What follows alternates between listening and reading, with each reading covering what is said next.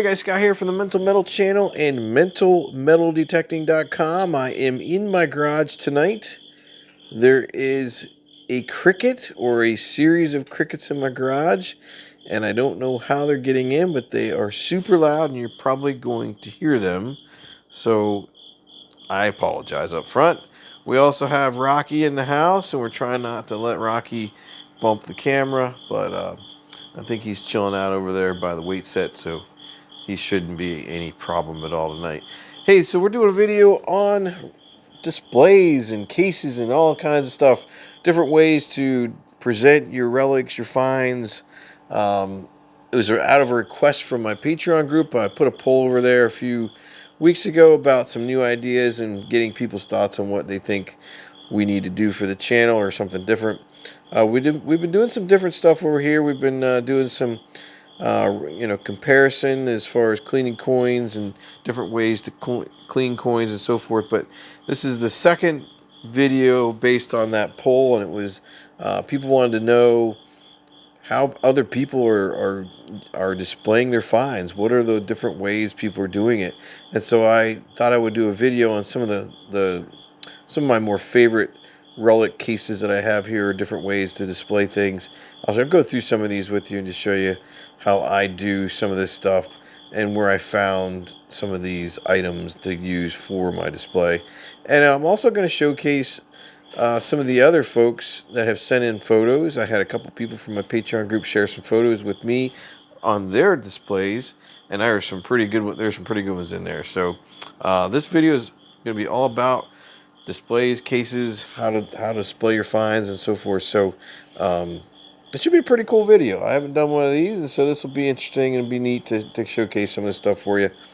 And yeah, so if you have any questions, jot them down in the comments, and I'll get to them as quick as I can. But if you have some ideas and different ways that you share your relics or your finds, please post them in the comments. Tell us how you're doing it, and specifically where we can find the specific case or something that maybe you're using to display your finds. So all the things I'm going to show you today are very, very easily accessed via some stores or online, so you can. I'll share that information with you as well. What I want to kind of do is kind of go through each one of these from my cases here, and then, like I said, we'll showcase some of the other photos and stuff that people have sent in.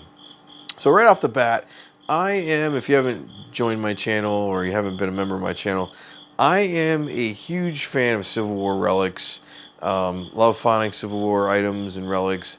And so one of my coolest, I think, ways that I've displayed some of my bullets and things is in this canister right up here.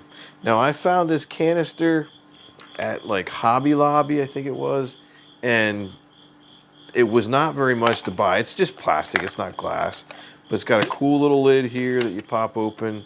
You can put your bullets in there, and if you have a real nice light setting behind it, it really shines really cool, and it looks really good. So that's one of my favorite relic displays right there, and it was very, very easy and cheap to do. One of my other ones is a friend, something that a friend of mine gave me, who's also a member of my Patreon group, and Steve Wagner out there gave me this cut bottle from the American Civil War. One of the soldiers in one of the camps actually used this bottle. I forget what kind of bottle, a beer bottle or whatever it was. And what I've done is well, you can't even see it, I'm sorry. This is one of the bottles that was found, and they cut off, and I'm using it now to actually hold some of my fired Civil War bullets that I found at my DAV hunts. I have a ton of bullets laying around, and so what better way to display a half-cut bottle by putting your spent bullets in there from the Civil War. So I really like that display. It's on my desk all the time. I just really think that's a cool piece. I'm really grateful Steve gave me that cut bottle. I think that's super cool. Some of the other things, you can buy these relic cases pretty much anywhere online. I get mine usually from my friends from Fort Bedford. They carry them now, so you can get them from there. But they come like this. They come in different depths. This one's the kind of the standard one that I typically get when I go to Relic hunts and things from them. But they also come in small sizes, so you can get them like this too. This is actually one of my favorite. It is the favorite find of all times. It's my Eagle breastplate that I found a few years ago on my permission, and all these bullets and knapsack hooks and things were also found on the same permission. So I have a small display that kind of shows you or shows the bullets found there, as well as the Eagle breastplate. One of my favorite finds, is my favorite find of all time. My second most favorite find are these bullets here. These are Nestler Confederate shotgun bullets, or whatever they call them. These are all these bullets were found in one spot during a DIV hunt I found, and these bullets are all made for South Carolina troops. And then I didn't find in the ground the button, but I did buy the South Carolina button from one of the Civil War shows just to put in the middle of my case. I've been trying to find one for years and have never been able to find one, so I ended up buying one. But like I said, you can get these cases in different sizes. They're called Riker cases, I believe. Oh, I see Rocky bumped the camera because he's being bad. He's looking for something to do. So you can get these in different sizes. They're very nice to display your relics. The only problem is you can't really tilt them up, or everything kind of falls, especially with the Civil War relics. They will fall to the bottom of the case, so you kind of have to lay them flat. Now here's another form of one of these cases that somebody sent me. This is cool because they were all kind of already pre-molded with 2 bullets and a round ball, so that was really cool that somebody sent that to me. And I apologize if I forget who sent it to me. I'm terrible with remembering things like that, but I really value that, so I think that's pretty cool. The other thing I do get is some different shadow boxes I pick up once in a while. I find are very useful. Over here in this one, now if you followed my channel forever, you know that I love finding handmade or homemade fishing weights. And when I first started finding them, I would collect them all, and I still collect them all. And my wife and I worked on this one. She helped me put this together. I have several different, handmade sinkers in here, but it's a glass top it's either glass or plastic. I'm pretty sure this one's glass, but it's a shadow box. You can get these at any hobby store. And what I did was I used a piece of two-sided tape and stuck everything together on the backboard, and it's actually held up really good. I've taken this case and the next one I'm going to talk about to some talks that I've done over the years to different clubs and stuff. I brought some of the things that I found, and these are the 2 cases I usually bring because they just look really nice, and they're a good conversation piece. Now the other one here is my other case that I found, or I have here in front of you, is one that I really like, and it's a wooden case, but it actually opens up. So when I do talks and things like that, I usually take this along and just show people, what I've found over the years, and some of the things that I do differently that I've seen is I will use these little cases, or these little I forget what they're called. I have a couple over here behind the case, but you can get these little cases for like rings or buttons. I put buttons and coins in them. They just really look good, and they protect the items. So I have a few cases of these that I have in different sizes, and I use them and here's a couple examples. And in this case alone, I put in like my barber $50 in there.